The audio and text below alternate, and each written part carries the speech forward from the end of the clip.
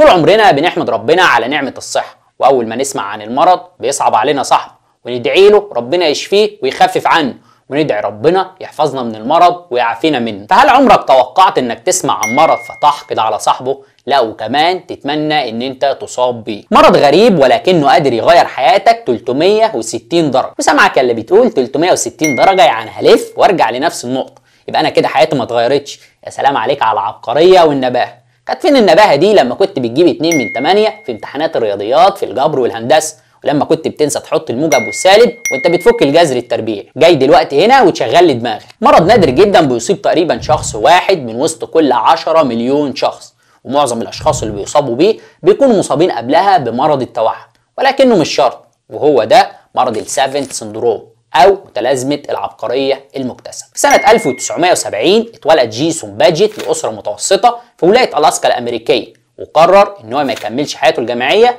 لما لقى مش جايبه همها. زي كده بالظبط، كل سنه تقول هسحب الورق واحول من الجامعه واعمل شيفت كارير، ولكنك هتكمل لحد ما تاخد الشهاده.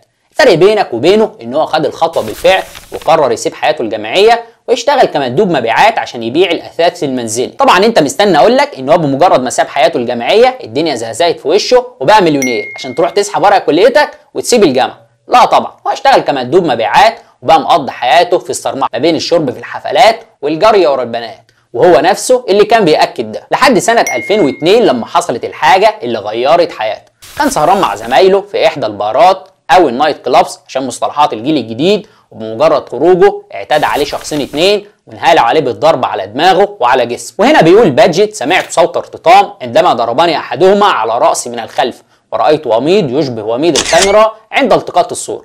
أكيد دول كانوا زمايله وبيصوروه عشان يفضحوه على النت، وبعدها عينك ما تشوف إلا النور.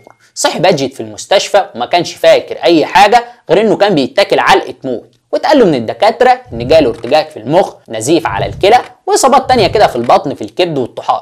مش عارف كان بيتضرب ده ولا بياخد نص مشكل من المصل، ولكن بمجرد ما فاق ورجع البيت وحياته اتقلبت راسا على عقب. نتيجه الحادثه دي اتصاب باجيت بالوسواس القهري وبقى عايش في خوف ورعب من العالم الخارجي، لدرجه انه كان بيغطي الابواب والشبابيك بالبطاطين، وكمان بيستخدم انواع معينه من الفوم عشان يسد الفراغات اللي حوالين المداخل دي. ده غير خوفه غير المبرر من البكتيريا والجراثيم اللي اثرت بشكل كبير جدا على حياته وحياه بنته. ما كانش بيخرج الا عشان يشتري الاكل والاحتياجات اللي محتاج يخزنها من وقت للتاني. بخلاف كل ده بقى حصل له حاجه تانيه غريبه جدا لما بدأ يشوف الحاجات بشكل مختلف تماما. بيقول باجيت حسب روايته انه بقى يشوف الحاجات من حواليه بشكل مشوه، ولكن من منظور رياضي خاص. كل الحاجات من حواليه بقت عبارة عن نقط وخطوط ومنحنيات هندسية، يعني تدفق المياه الانسيابي الجميل ده كان بالنسبة له مجموعة من الخطوط المتوازية والمرصوصة جنب بعضها. مش بس كده، ده كمان بقى قادر ان هو يشوف النظريات الرياضية ويقدر يطبقها على أرض الواقع. واحدة واحدة العالم بالنسبة له بقى كأنه لعبة فيديو افتراضية. بدأت الأشكال والأنماط دي تثير فضوله وتساؤلاته، وبدأ يدور عليها على النت اللي كان وسيلته الوحيدة في العزلة اللي كان عايش فيها. وكمان بدأ يعبر عن الأشكال اللي بيشوفها في رسومات هندسية شديدة الدقة واللي اتعرضت للبيع فيما بعد. حياة جيسون بقت موضع اهتمام ولفت نظر لكتير من الأطباء اللي بدأوا يفحصوا ويدرسوا ويدوروا وراها عشان يفهموا ازاي شخص عمره ما كان ليه أي احتكاك بالرياضيات ولا اللوغاريتمات ولا حتى كان بيحبهم، فجأة وبدون أي تدريب أو سابق إنذار بقى قادر على فهم القوانين والنظريات وحل المعادلات الصعبة ورسم رسومات هندسية معقدة وشديدة التعقيد بدون أدنى مجهود. ومع استمرار التجارب والأبحاث اللي اتعملت على الأخ جيسون اتشخص في النهاية بالسافنت سندروم أو متلازمة العبقرية المكتسبة، وفي بعض الأحيان بيسموها متلازمة الموهوب. وهي عبارة عن مرض أو متلازمة بتصيب الأشخاص المحظوظين عشان تعمل تغييرات في النشاط العصبي في الأدمغة بتاعتهم، ويكتسبوا بعدها مهارات في مجالات مختلفة منها الرياضيات أو الرسم أو الموسيقى وغيرها. بعدها كمل باجيت حياته بشكل مختلف تماما كشخص عبقري بيدي محاضرات للطلبة عشان يساعدهم على فهم النظريات والمعادلات الرياضية الصعبة والمعقدة.